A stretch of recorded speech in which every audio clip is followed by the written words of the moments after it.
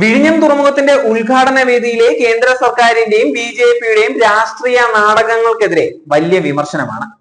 ചടങ്ങ് അലങ്കോലപ്പെടുത്താൻ സദസ്സിൽ തമ്പടിച്ച് ബി.ജെ.പി പ്രവർത്തകർക്കൊപ്പം രാജീവ് ചന്ദ്രശേഖർ വേദിയിലിരുന്ന് മുദ്രാവാക്യം വിളിക്കുകയായിരുന്നു.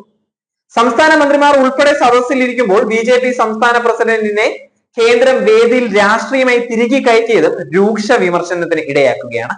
വിഴിഞ്ഞം തുറമുഖ പദ്ധതിക്കായി യാതൊന്നും ചെയ്തിട്ടില്ല എങ്കിലും എല്ലാം തങ്ങളുടേതാണ് എന്ന് വരുത്തി തീർക്കാനുള്ള ശ്രമങ്ങളാണ് കേന്ദ്ര സർക്കാരും ബി.ജെ.പി നടത്തിക്കൊണ്ടിരിക്കുന്നത്.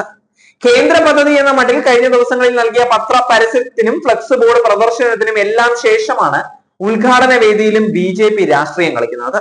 ഉദ്ഘാടന ചടങ്ങിൽ ആരൊക്കെ പങ്കെടുക്കണം എന്നുള്ള സംസ്ഥാന സർക്കാരിന്റെ ലിസ്റ്റ് മറികടന്നാണ് ബി.ജെ.പി സംസ്ഥാന പ്രസിഡന്റ് രാജീവ് ചന്ദ്രശേഖരനെ തിരികെ കയറ്റിയത്.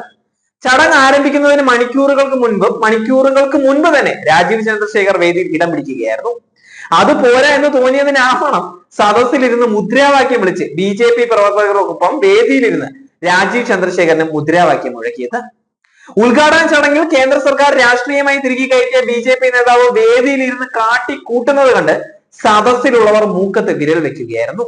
ബി.ജെ.പിയുടേത് രാഷ്ട്രീയ അല്പത്തമെന്ന് മന്ത്രി മുഹമ്മദ് റിയാസ് വിമർശിക്കുകയും ചെയ്തു.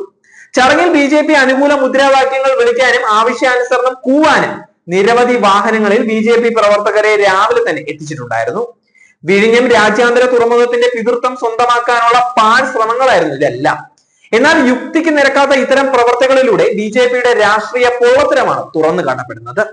വിഴിഞ്ഞം അന്താരാഷ്ട്ര തുറമുഖം കമ്മീഷനിങ് വേദിയിൽ മണിക്കൂറുകൾക്ക് മുമ്പ് തന്നെ സ്ഥാനം പിടിച്ച് പരിഹാസ്യനായ ബി.ജെ.പി സംസ്ഥാന അധ്യക്ഷൻ രാജീവ് ചന്ദ്രശേഖറിനെതിരെ സോഷ്യൽ മീഡിയയിലും ട്രോൾ പൂരമാണ് വരുന്നത്. ആ ഇരിപ്പ് കണ്ടില്ലേ? കാസിരംഗയിലെ കാണ്ടാമൃഗങ്ങൾ തോറ്റ അടിയറവ് പറയും. ജിയുടെ ചാർമ കാഠിന്യത്തിന് മുന്നിൽ ഞങ്ങൾ ഒന്നുമല്ല എന്നിങ്ങനെ മേഘനാഥ് എന്നീ ഫേസ്ബുക്കിൽ കുറിക്കുകയുണ്ടായി. മൈക്ക് ഓപ്പറേറ്ററിന് പോലും എത്തുന്നതിന് മുൻപ് വേദിയിൽ ഞെളിഞ്ഞിരുന്ന് കുട്ടിക്കൊരങ്ങന്മാർക്ക് മുദ്രാവാക്യം വിളിച്ചു കൊടുക്കുന്ന ഇയാളാണ് ഇന്നത്തെ അശ്ലീല കാഴ്ചയെന്നും അദ്ദേഹം പറയുകയായിരുന്നു. സംഘപരിവാർ എന്ത് എച്ചിത്തരവും കാണിക്കുമെന്ന് പാർലമെന്റ് ഉദ്ഘാടന വേദിയിൽ ഉഡായിപ്പ് സ്വാമിമാരെ ഇരുത്തി പൂജ ചെയ്തപ്പോഴേ അറിയാവുന്ന കാര്യമാണ്.